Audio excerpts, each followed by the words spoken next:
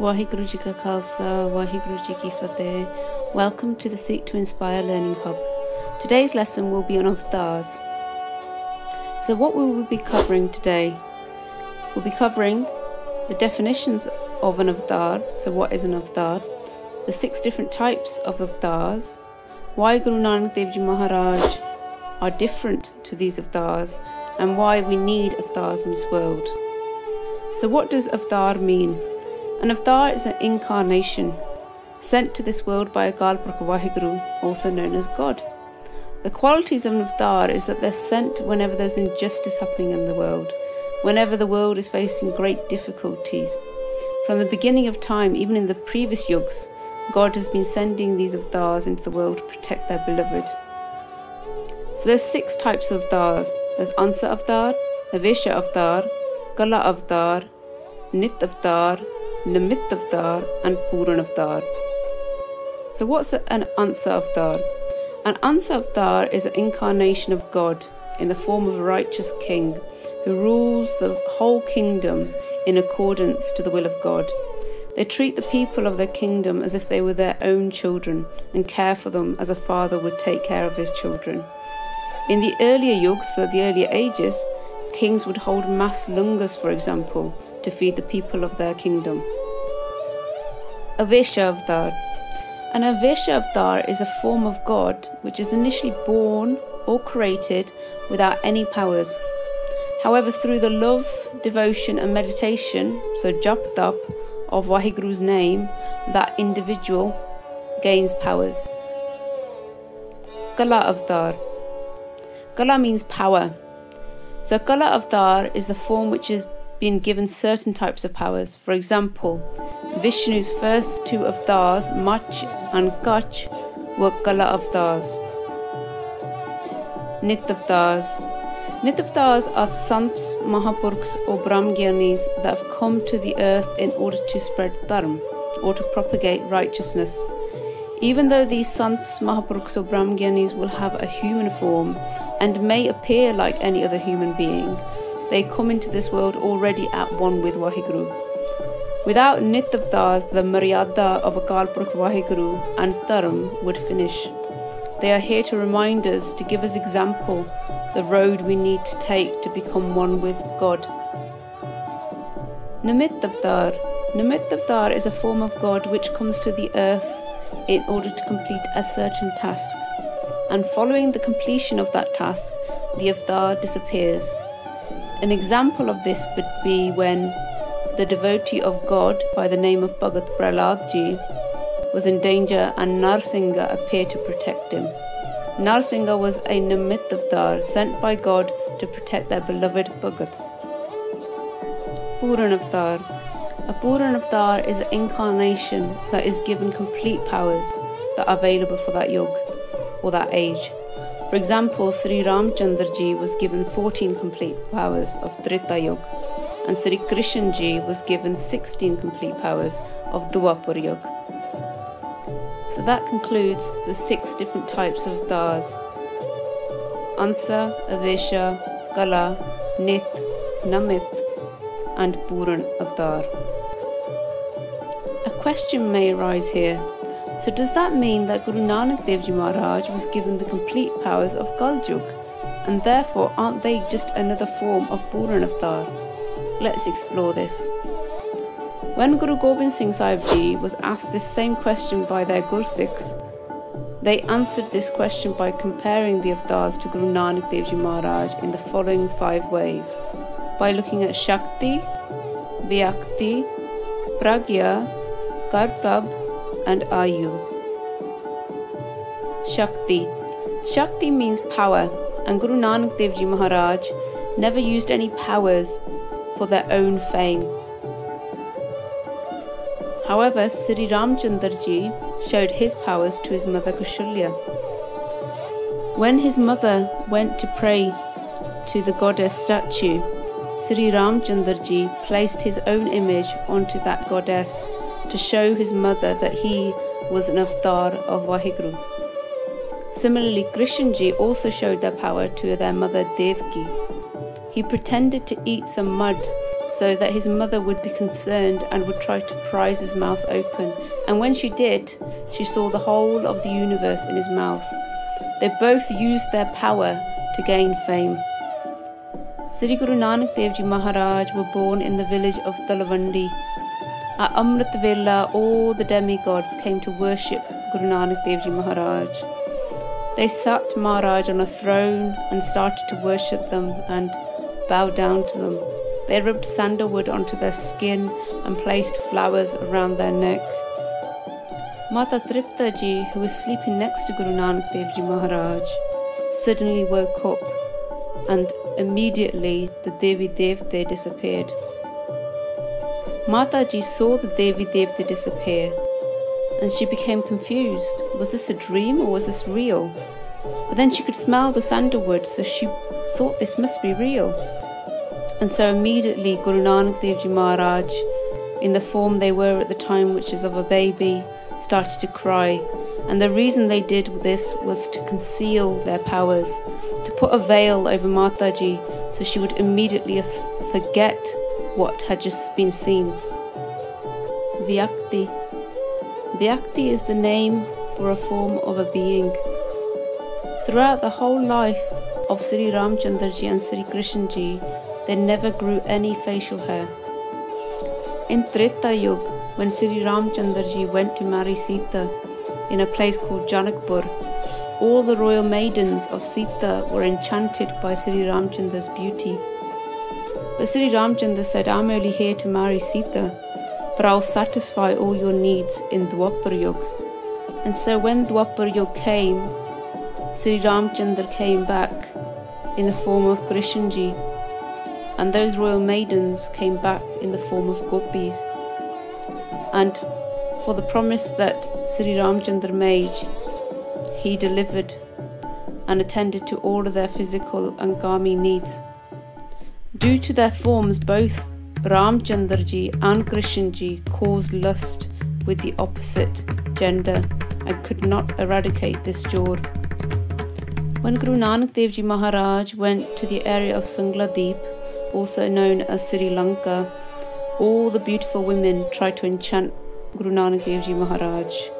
But through the power of Naam, Maharaj destroyed all their lust. So in this way, Guru Nanak Dev Ji Maharaj, by keeping with the Maryada of the world, by growing old and growing naturally, they did not entice any jor in anyone else, and instead they would always give updesh, give the naam to people so they are freed from the banjor. Pragya. Pragya is the name given for a person's knowledge of God. So Sri Guru Nanak Dev Ji Maharaj did not learn any vidya from anyone. They came into this world complete with all the vidya, so all the knowledge of God. Unlike Maharaj, Ramchandra Ji and Krishna Ji both had to gain their knowledge of both the spiritual knowledge of God and also the knowledge of martial arts. They had masters. They spent days and weeks with these masters to gain this knowledge. The father of Sri Guru Nanak Dev Ji Maharaj, Baba Kalyan Chand Ji, took their son Guru Nanak Dev Ji Maharaj to a teacher, Gopal Pande. And there Guru Nanak Dev Ji Maharaj, in a very young age, would ask to sit next to the other children in the class and repeat the alphabet as Gopal Pande recited it. However, Guru Nanak Dev Ji Maharaj sat silently and all the other children followed. Eventually, Gopal Pande said, "Why don't you listen to what I'm asking you to do? Why don't you read as well?" And Guru Nanak Dev Ji Maharaj said, "All these things that you are teaching can be erased. They are not going to go with you when you go on to the next world. Teach me something that I can take with me." Gopal Pande said, "The only thing I can teach you is the alphabet. I don't know anything that will go with you." And that is that point that Guru Nanak Dev Ji Maharaj gave them an updesh and uchard Gurbani. When Baba Kalyan Chand Ji came to collect their son, Gopal Pandey explained to Baba Kalyan Chand Ji that I can't teach your son anything, he already knows everything. Similarly, for martial arts, Guru Nanak Dev Ji Maharaj knew everything. They already came with the skill into this world. They never made anyone their master. Some people claim that Guru Nanak Dev Ji Maharaj didn't have this skill, and it was only from the 6th Guru, Sri Guru Har Gobind Sahib Ji, that this skill was taught from the Gurus. However, Guru Nanak Dev Ji Maharaj actually taught Baba Buddha Sahib Ji this skill, this Shastra Vidya. And then Baba Buddha Sahib Ji passed on this Vidya on to Gursikhs. So in this way, Guru Nanak Dev Ji Maharaj came into this world complete with all knowledge. Kartab. Kartab is to describe one's show of skill. Sri Ramchandra Ji said only the higher caste Brahmins were allowed to recite the word of God, and that the next caste below, the Kshatriya, were only allowed to listen to the word of God and not recite it. The castes below that were not allowed to either recite it or listen to the word of God. So in this way, Ramchandra Ji said that God was not for everyone, it was only for the higher caste people of the world. But Guru Nanak Dev Ji Maharaj said this is wrong.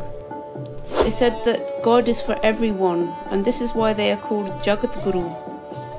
The Akaal Purakh Waheguru is not for any certain type of caste, any certain type of gender, any certain type of religion. There is no differentiation that can exist for whom God is only for. So Maharaj was saying that there is no monopoly over Waheguru. God is for everyone. Ayu. Ayu is a term used to explain the acts done for the good of others. Sri Guru Nanak Dev Ji Maharaj lived for 70 years in this world, according to the Maryada of the world, and during that time they travelled more than Sri Ramchandra Ji and Sri Krishna Ji did. Sri Ramchandra Ji and Sri Krishna Ji never travelled further than India and Sri Lanka. Guru Nanak Dev Ji Maharaj travelled in all 10 directions. They travelled to these countries and more, all by foot. It is said that you will be able to count the number of stars in the sky before you will ever be able to count the number of people that Guru Nanak Dev Ji Maharaj saved from the cycle of birth and death. So in this way, we can see that Guru Nanak Dev Ji Maharaj are incomparable to any other Avtar. In way of Shakti, in the way of Vyakti, Pragya, Kartab and Ayu. So we can see that from this, Guru Nanak Dev Ji Maharaj was a complete and Sampuran form of Akaal Purakh Waheguru, God, and could not be compared to any Avtars. But then what was the need to send their complete form into this world at that time? Let's consider darkness, internal darkness and external darkness. When there's internal darkness, darkness in the mind, in the form of ignorance or lack of knowledge, then our man or mind suffers. For example, if we're unable to feed our curiosity to learn with knowledge, the mind will become frustrated and will eventually lead to confusion, depression or anxiety. When there's external darkness, so physical outside darkness, for example, when we're unable to see each other things, our tan, our body suffers. For example, we're driving a car and all of a sudden all the external light is removed. If this happens, there's a very high chance that we will hurt our body through an accident because we won't be able to see where we're going. To eliminate external darkness, the darkness on the outside, God gave us the sun and the moon. And to eliminate internal darkness, to help eliminate ignorance in the mind, God sent Avtars into this world. However, through the many Avtars that were sent over the ages, the message of God was not being spread. and instead the Avtars got people to worship them instead. And since righteousness and truth and complete faith in God was not being spread, the people of the world became more sinful. The only thing that would do was for God to come into the world themselves, and they did, and they came in the form of Guru Nanak Dev Ji Maharaj. So Guru Nanak Dev Ji Maharaj are the first and complete form of Waheguru God. They eliminated internal darkness and they propagated equality for the whole of humanity. This concludes today's lesson. So until next time, Waheguru Ji Ka Khalsa, Waheguru Ji Ki Fateh.